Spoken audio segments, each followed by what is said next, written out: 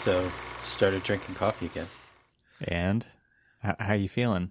Can you feel it? Can you like really feel it? Funny enough, no. I really Really? can't. You're just numb. I mean, I got to tell you that in a way, I don't know if that the caffeine really did anything for me. And maybe that's just You're fooling yourself. exactly. I was going to say, maybe I'm a little naive in saying that, but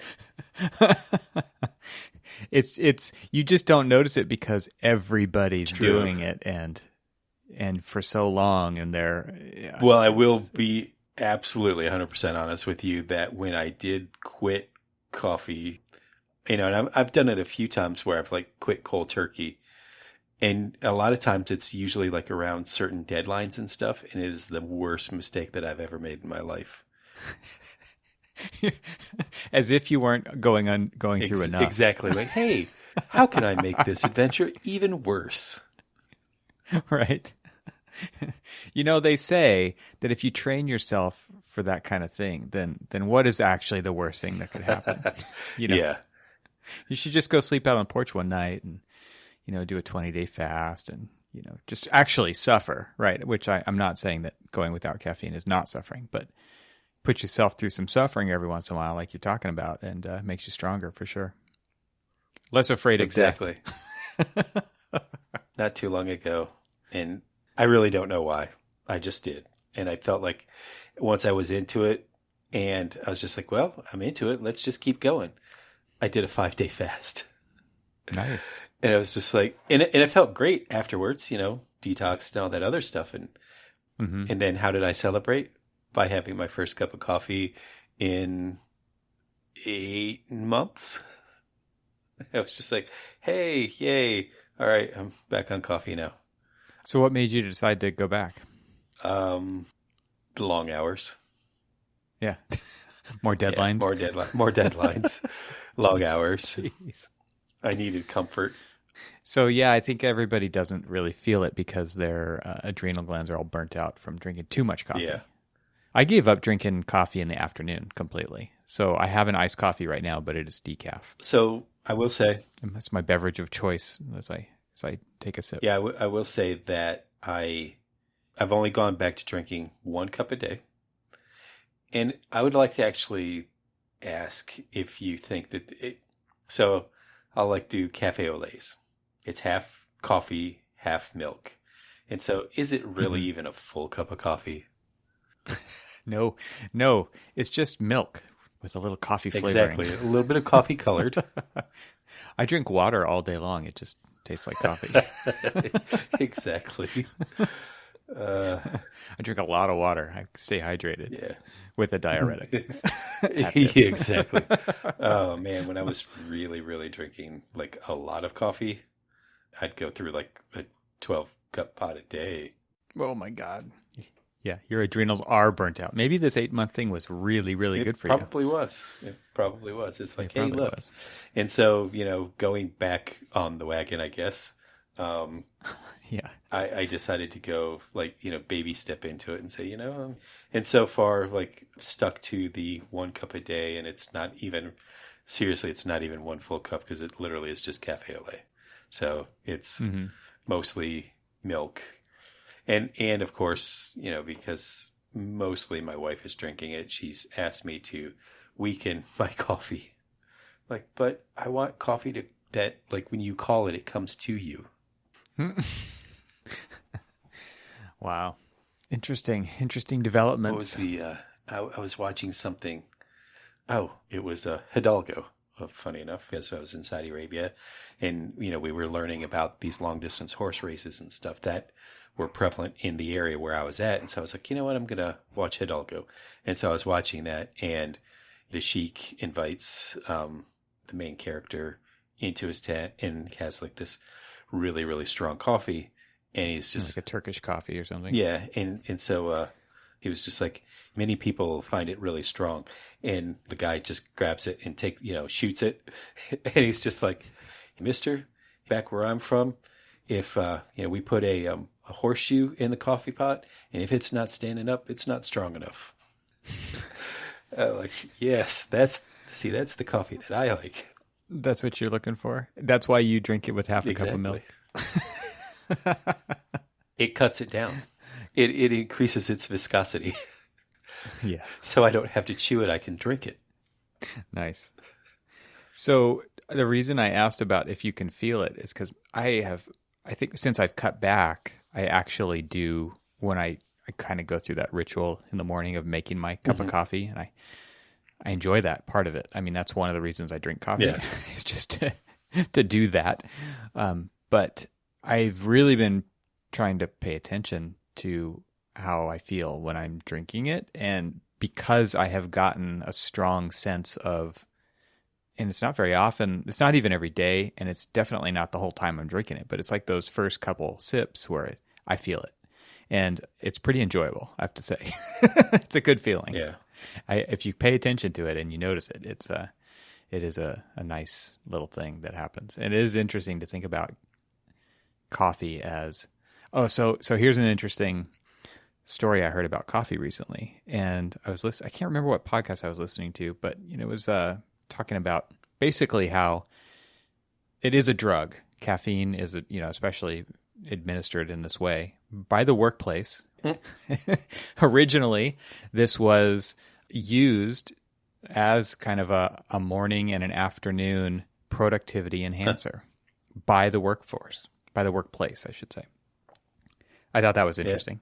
And just fully accepted as this is now obviously totally legal, but still considered a drug for a workforce to be more productive. And it is, I think architecture has definitely been one of those professions that has gained immense, overwork productivity through the use of coffee is always brewing inside an office, always. And with no lack of overnighters and all-nighters and whatever you want to call them, that it's definitely very useful for our profession. But I just wondered if you had ever thought of it that way, when you this is something that the office administers to its workforce for productivity gains, to enhance the bottom line of the business. Well, it's interesting that you say that, because my particular project team has been talking about saying, hey, it'd be really great if we can go into the office a couple days a week and meet up, and it would really increase kind of productivity, which we totally agree with. And as we're talking about it and stuff, one of the principals is like, well, we can go ahead and get lunch for everybody and stuff, but we've definitely got to figure out the coffee situation, because obviously, we're not making community coffee pots and stuff. You're not brewing it for the whole. You're not brewing it for the whole thing. Yeah, I guess. Yeah, that you got to have your personal AeroPress brewer now on your desk. And so he was just like, we're not going in if we can't solve the coffee problem, then we're not going in. Wow. And it's such a strong prerequisite. It's like, well, I guess we could potentially be productive without it. But, it's funny that you say that. Can we? You got to show up with your thermos. Yeah, we're going to need to get one of those big, mega thermoses, like the big green ones that the big dad used to go to. Yeah, the Stanley thermos. Yep, the Stanley lunchbox. That was the top of the lunchbox, right? And it didn't always have a beverage in it. Sometimes it had some nice hot soup or something in it. But yeah, they actually sell those at REI now. Yeah. So you can go to REI and pick yourself up a green Stanley thermos and fill it with coffee, and you'll be good for more than yourself if you're only drinking 1 cup a day anyway, right? Well, probably keep it hot for a couple of days in that thing. Exactly. Oh, it's curious. This whole coffee as a drug and the workplace administering it to make sure that their productivity levels stay high. Never thought of it that way. Another thing is just coffee as the conversation pit. Yeah. Yeah. When everybody's in, and I know it's especially at your old office, where it had all the different types of cold brew, and it had all. We had a cold brew tap. Yeah. Exactly. With nitro. It was a nitro tap. And everybody is gather around the nitro tap, and it's always just an inevitability that every time I go into the break room to get coffee, there's this unspoken rule, or it's technically a spoken rule, that you get the last cup out of that, the little pump pots that we have Yeah, you're supposed to do it. You're supposed to be the one to make the next pot. It's obvious. Come So on, as people. you're pushing it down, you can feel if it's going to be like the last one. So, and you don't want to hear that dreaded sound. Yeah, so it's because like, you can feel it, you avoid it because the sound alerts everyone else that you just emptied it. Exactly. And so people are like, oh, I feel that little bit of resistance. Oh, I'm going to let go and I'm going to walk off. I'm walking away right now. Exactly. I'm walking away. Everybody else is. And then I'm the next one that walks in there. I mean, it seems like it's like, oh, look, Cormac's going to come up. And then I end up having to make the next batch. And you just wonder, like, am I on candid camera? Like, Why am I always the one who gets stuck? Somebody's out there laughing at me always getting stuck with it. However, we've got where you take basically the little grounds holder and you put it in a little thing, and it's got like the automatic grinder that grinds just enough for like that particular brew pot, and it's always weak. And it's so like I always do like 1.5 times the allotted amount, and then everybody's like, oh. Do your coffee pots, do these pump thermoses that you have names on them for different like brews, strength of brews? Yeah. But when a lot of times if I come in early in the morning, I'll start making all of them and just put like a little sticky note on there that says, you're welcome, enjoy. It's just like, cause it's always like the morning brew. You want that like little kickstart. And so like I give them the slightly stronger coffee. Yeah. In our office, it was, that one had the sticky note on it that just said all nighter.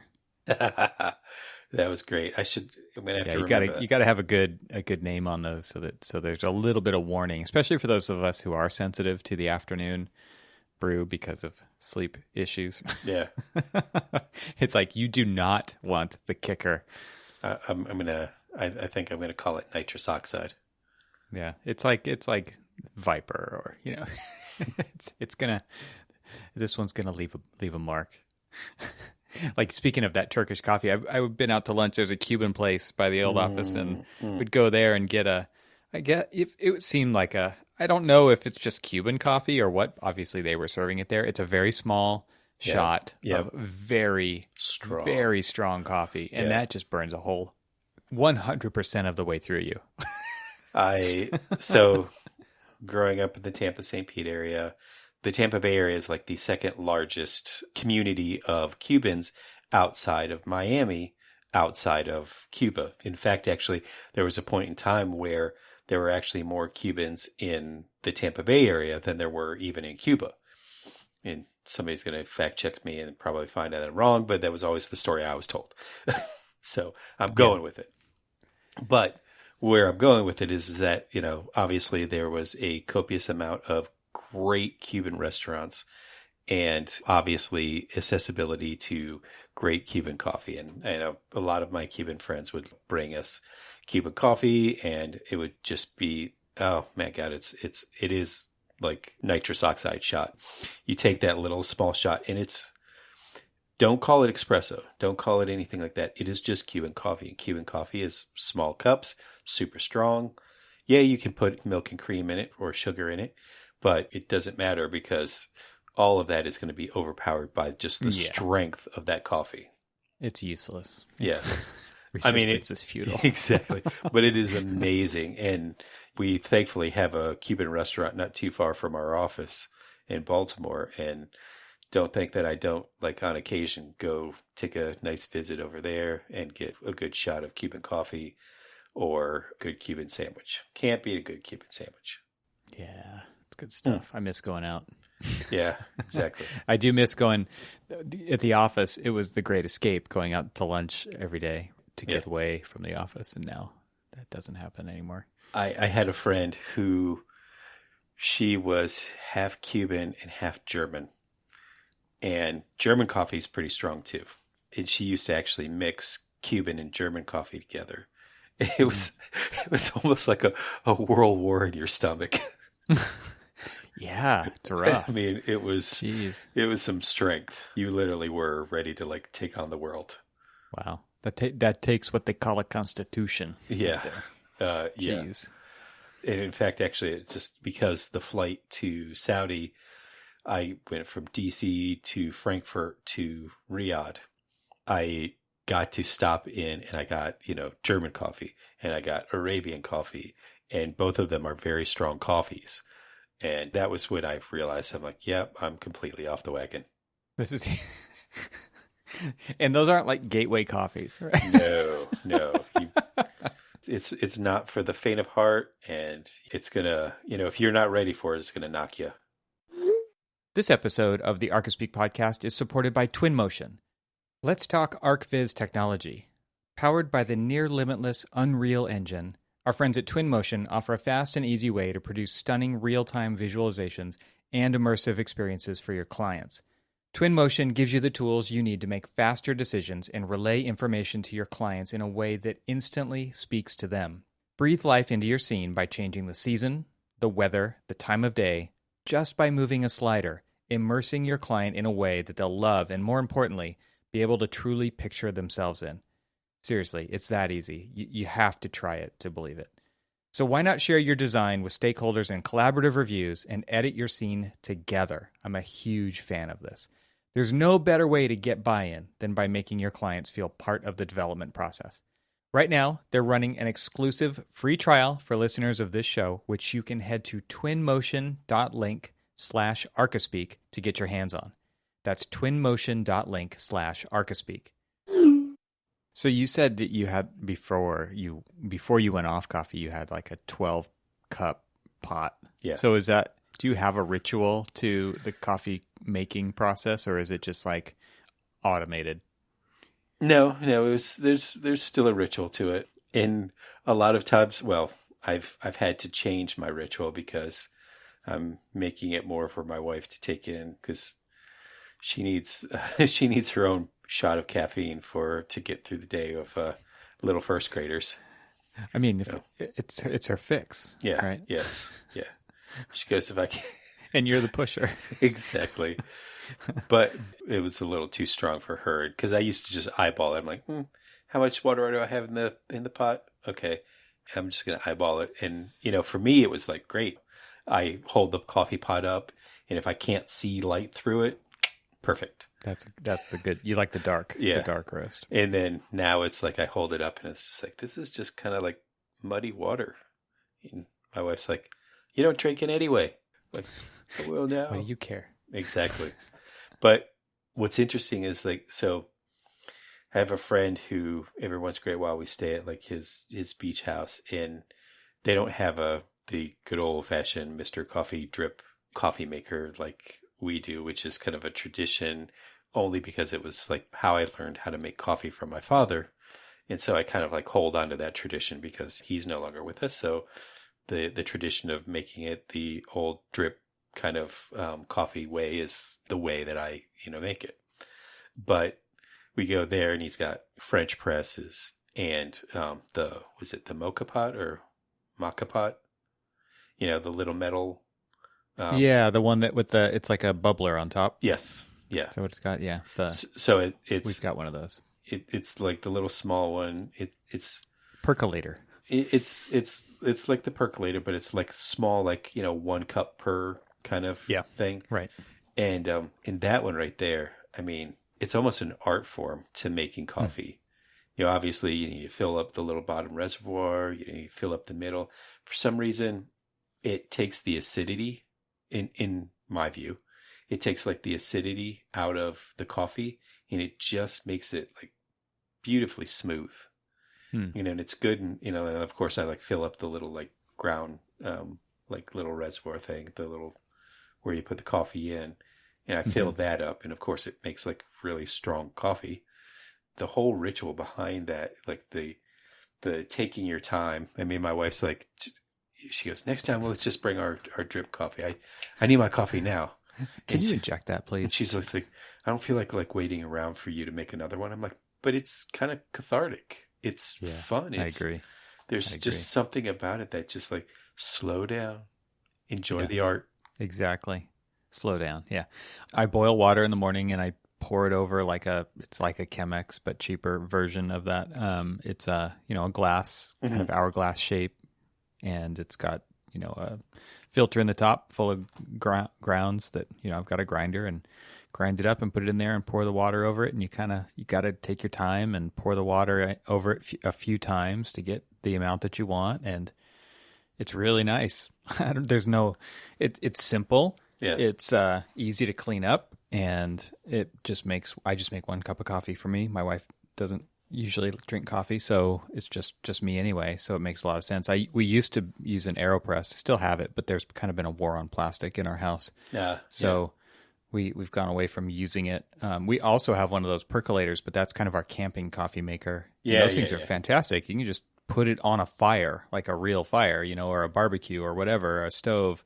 It just goes right on there, and it's a fantastic travel way to make coffee because it's all contained in one thing. You're not going to lose any pieces to it, and yeah, it's great.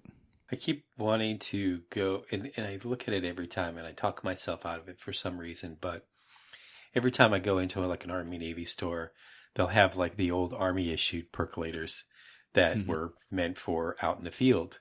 And for some reason, they decide that they want to jack the prices up, which is usually what convinces me not to buy it. But I always want to buy one of those just because I remember there's like a memory attached to just the art of that, because that was really where I started drinking coffee, was in the Army. My grandmother had started to teach me how to drink coffee, which was where I kind of got the lots of cream.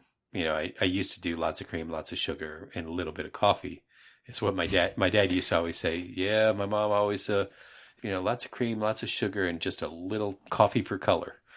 Coffee flavor. Yeah, exactly. Like a hint of coffee. Exactly. And I used to drink it that way, but now I've like cut out the sugar part of it and just, it'll either be cream or milk. But there's just a memory behind all of that. And even with her though, she didn't have like like my dad was like the blue collar, like, Mr. Coffee. It was the Mr. Coffee brand drip coffee maker. And literally I went out and bought myself, and now it's about to give up the ghost. But everything about it has stopped working. All the fancy parts of it have stopped working. And maybe it was because I tried to get too fancy with it and got like, ooh, look, it has like time delay and all of this other stuff. Whereas my dad was just like, man, just you get up, make coffee, press the button, you're done. Mine had more than one button, so maybe I was just trying to get too fancy on it. I have kind of longed for that. You walk out into the kitchen and it's already there. Mm-hmm. Yeah, exactly. So that timer thing does seem attractive, but it's not. Then I lose that whole ritual part of it. It speaks to what your wife's talking about, where it's like drive-through style. Just give it to me. Just give it to me. Yeah. Yeah. No. Little testy this morning, I see. Exactly. Her ritual is she wakes up, she walks out there, she's out there for like maybe 2 minutes, then she walks back into the room, has a cup of coffee in hand, she goes, coffee, coffee, coffee. It's just, it's there to move on. But I got to tell you this story real quick. So when we were in Saudi and at our hotel, we go down and a lot of things are kind of like make it yourself right now because of just COVID and things like that. So they installed both a German cappuccino maker and a Italian cappuccino maker. And then of course, just like, the regular percolator type coffee, machines as well. And so this guy that I work with, one of the partners, he was there and he had got himself a cup of coffee and then brought it back to the table. And then he got up and he walked over and he made himself an Italian cup of cappuccino and a German cup of cappuccino to test and try out and to see which one was better. And of course, little taste flight. And so I'm looking at him and he's got 3 cups of coffee around him. And by the time we're done, he's actually on his 5th cup, because he's like, well, I've already got this cup of coffee. I've already got this German cappuccino, so let me try those and drink all those up because I already have them. Finish them. Can't waste them. So then he's like, the Italian, cappuccino is so much better, of course. As he says, he's like, of course it's better. And so then he goes and gets another one, and then another one. Oh my gosh! You're like, dude, overdoing it. I was like, we're gonna be in the desert today, and this doesn't really help your hydration at all, right? Yeah. Yeah. And he's just like, yeah, but I need it. You're like, I need it. And so I like, want it. I think it's the right. And so it's like like as we're driving around through the desert and stopping to like do some mapping and do some photography and all this other stuff, he like jumps out and he's like, takes off running and he's like climbing climbing up to the top of these cliffs. So he's like, I just want to get a better vantage point. You're like, you need to work off your coffee, dude. You're like on a daily coffee high. I mean, we ended up calling him either the Jackrabbit or the Mountain Goat, depending on like what he was doing at the time, because he was either like Jackrabbit off, and then the next time we turn around, and you've seen some of these pictures for scale, like these big, massive rocks and stuff, with like the little teeny truck in the picture and everything else. Well, here he is, and the next time we turn around, he's like at the top of this thing. Like, how the hell did you get up there? They're like. One, why did Lots you? of energy. Yeah, exactly. It's just like, I'm jacked, man. I'm jacked. Like coffee. Well, I'm surprised those Land Cruisers didn't come with their own espresso machine built into maybe the back there. You have a nice, sophisticated tailgate party. You know what? I wouldn't be too surprised if we would have suggested that. I mean, I'm sure they would have probably accommodated us for us, but those things were so nice. So nice. Well, we don't need to get off on the car tangent. We're so deep in the architectural, coffee conversation here. Exactly. Yeah, no. Well, but yeah, they should have come with a coffee maker because, Well, and you guys were out like 12 hours, 18 hours a day. You got to have refill ability out in the middle of nowhere. You'll be self-sufficient. I'll say what was, kind of amazing is that they've got like tons and tons of cup holders, all of the modern vehicles and stuff, but they had basically like a little fridge, like where the center console was, and you could fit like 6 normal sized water bottles in, or like, 2 like the big super jug kind of like things. And so one day I actually like put in, I had like my thing and I made really, really crappy like powdered coffee and powdered creamer coffee, and then I made it in my hotel room, and then poured it in some cups, put it in the fridge, and there was some ice in there, and so I basically made some iced coffee to take with me. But I would like keep it inside that thing all day long. I would have this perfect iced coffee in this thing. It was just like, it doesn't feel right that I'm like living in this kind of like luxury, because the last time I was in the desert, we were like, I would eat sand-ridden kind of.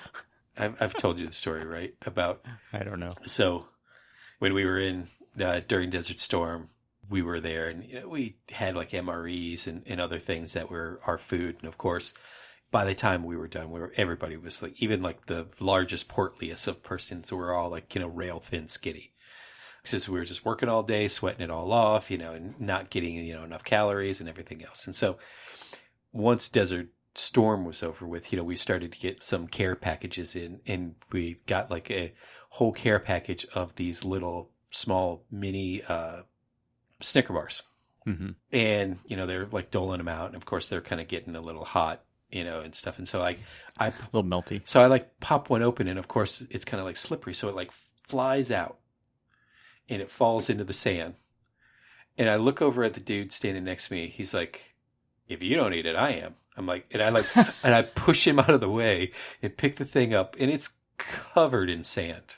Oh, and I just pop. I have not heard this story. And I like totally just popped that sucker in my mouth and just grind away. And eat Did you say 5-second rule? You had to have said that. Of course we did. Well, it was just I mean, there was some. It was definitely far more colorful with the way that we said it, but. It was just like, I'm not letting that thing go to waste. And it was just so funny.